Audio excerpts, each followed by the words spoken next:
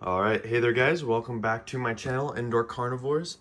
Today's video is going to be talking about how to set up a Nepenthes growing setup like I have here. Now, a lot of people who get heavily into Nepenthes usually make a grow tent that helps stabilize conditions, both temperature and humidity wise. However, you can see for me, I do not have that. I just have a tank and then some grow lights that supplement, or actually not supplement, that replace, what the sun would do for them in the wild. So I'm going to talk about humidity, temperature, and lighting over this course of the video. It's going to be sort of a maybe a longer video. I'm going to try and make it quick and to the point of a lot of things, but let's get into this. So to start out, you can see this tank and the one I call my intermediate one over to the right, is a reptile tank and not an aquarium. So the difference between those is that an aquarium is rated for being filled up with water and a terrarium is not. A terrarium is used for reptiles, whereas aquarium is used for aquatic animals. I know you're thinking, well, if you water them, you're gonna get water everywhere, right? However, I put trays in mine to collect the water. Yes, this one I believe is rated for water up to this point. However, I don't see, there is no point in submersing your Nepenthes in water, since they aren't bog plants. So, I just have the trays there just to kind of collect the water so it doesn't, kind of build up down here and not evaporate. Just makes it easier to manage and control. So that's what I have here. So the reason behind having a tank, or terrarium, whatever you want to call it, is to help keep humidity high in this relative area. So you probably see I have a few plants that are above this level and some that are below. The ones that are below are going to experience higher humidity because as soon as the plants escape here, the humidity up here is going to be relatively the same as my room humidity. Plants can acclimate to regular relative indoor conditions, such as humidity and temperature, but a lot of Nepenthes do prefer higher humidity than what we have in our houses. But like I said, they can't acclimate. So in this case, I have quite a bit of small plants in here, and I have the humidity set to around 75%, which will take me into the next section here, is maintaining humidity. So you're probably wondering, yes, this keeps humidity in, but how do you get it to that humidity? Wrapping around to this corner here, actually we'll start with this. This tube is connected to a reptile fogger, which this fogger, obviously in the name, is used to increase humidity in a reptile's environment, such as like a chameleon or those animals that require high humidity. Now, on camera, the refresh rate of these screens is obviously a lot slower than the camera, so therefore you see it kind of glitching like this. But on my side of things, I have the relative humidity set to around, I believe 75, and right now it's around 77. So basically the way this works, this is an Inkbird humidity controller or sensor, whatever you want to call it, and I have this plugged into my Inkbird. So when it drops below 75% humidity, it will kick on and you'll see a flow of fine fog. Not mist, but a fog. Mist is more actual water particles, and fog is a more of a gas. It's kind of steamed and turned into a gas like a cloud. So that kind of gets it going.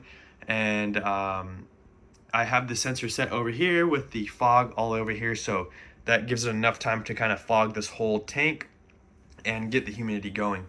Now, obviously right now it's a little bit higher simply because I just watered it. You can see there's water in the tray. So that water is evaporating and creating a bit more humidity than it normally would. Additionally, the more plants you have in one area, the higher humidity is going to be. Obviously, that is due to evaporation of the water in the soils and I believe the evaporation coming out of the leaves. In case you didn't know, leaves do cause the plant to lose water, and it and that happens through the leaves. But I won't get into more specifics on that. Additionally, setting one up like this is kind of dependent on the kind of plant or the kind of plant you want to grow. So in my case, I have a lot of intermediate and highland Nepenthes in here, both of which love humidity. I will say all Nepenthes love humidity. So that is one thing all Nepenthes can agree on. One thing they all can't agree on, however, is the growing conditions regarding temperatures. So highland Nepenthes, which I highly don't recommend for people who just want to grow in the comfort of their own room temperature, they prefer temperatures with a maximum of 80 degrees and a required minimum of around 55 to 60 degrees at night. They really need that temperature drop, and I know a lot of people aren't going to be getting that, aren't going to be getting their room cold enough to around 55, 60 degrees at night, especially if they live in like the lower south states, the Rust Belt, those muggy areas, especially in the summer. In the winter, they definitely could if they cracked their window, but regularly they're not going to. I am fortunate enough to live in an area where it does cool down relatively well at night, and this allows me to kind of achieve that 60, 55 degree temperature at least almost year round, except for the hotter months during summer. So this is why I heavily recommend intermediate Nepenthes for those growing inside. If your house never drops below 70 degrees, you may even opt for a lowland Nepenthes. They can take up to the mid 90s as long as the humidity is really high. So intermediate for those who have a lot of temperature fluctuations, and lowland for those who will almost never drop below 70 degrees in their house. Again, humidity is a key factor in this, so I recommend that. I don't grow any lowlands just because, like I said, it does get cold enough in my room to grow highlands, and therefore it just wouldn't make sense to grow them alongside each other. So for lighting, you're going to hear two different terms from people. People either supplement their lighting or they use full-on grow lights. So supplementing lighting means you're growing them in the sun or in a brighter environment, and you're supplementing the light with some LEDs because maybe they are not getting enough light from the indirect sun. So an example of this would be my tank I have here. I call this my intermediate terrarium or tank.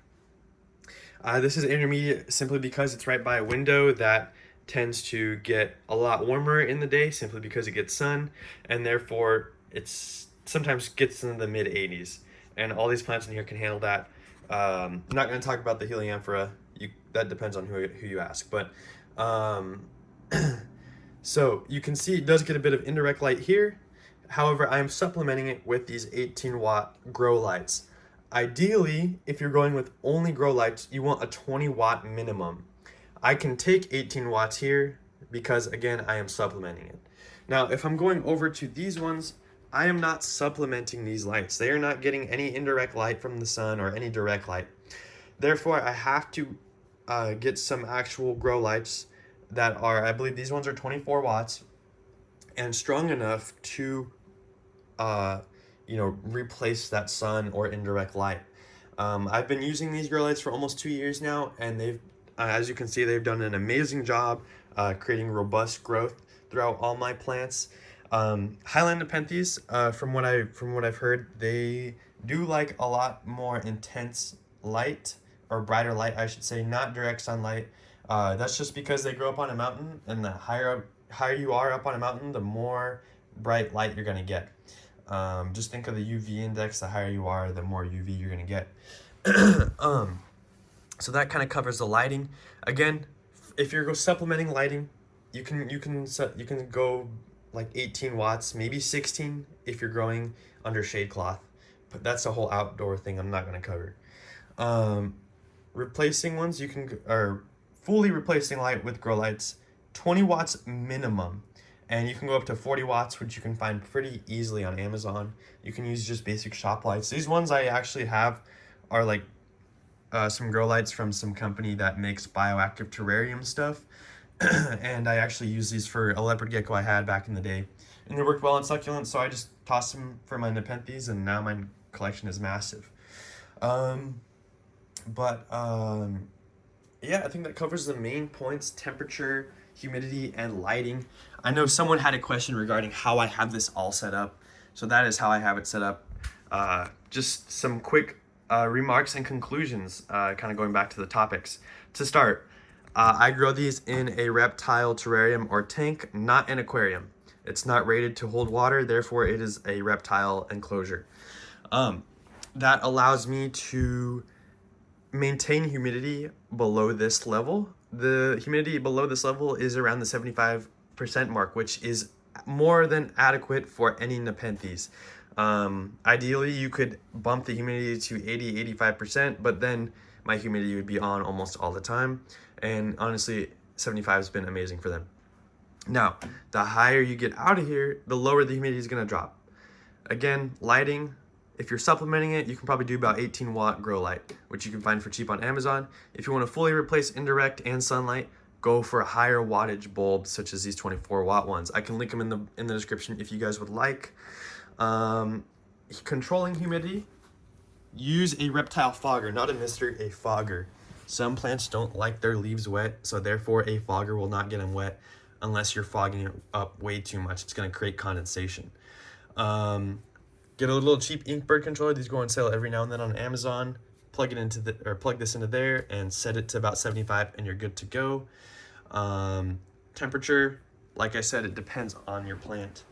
If it's intermediate, it can take a wide variety of conditions. It can take lowland, maybe even highland, or both. Ideally, having consistent temperatures makes for more robust growth. Highlands, don't recommend for people who live in the warmer climates. If you can't achieve the 55-degree nights almost consistently, they're not for you. Those species are not for you. Go for intermediates.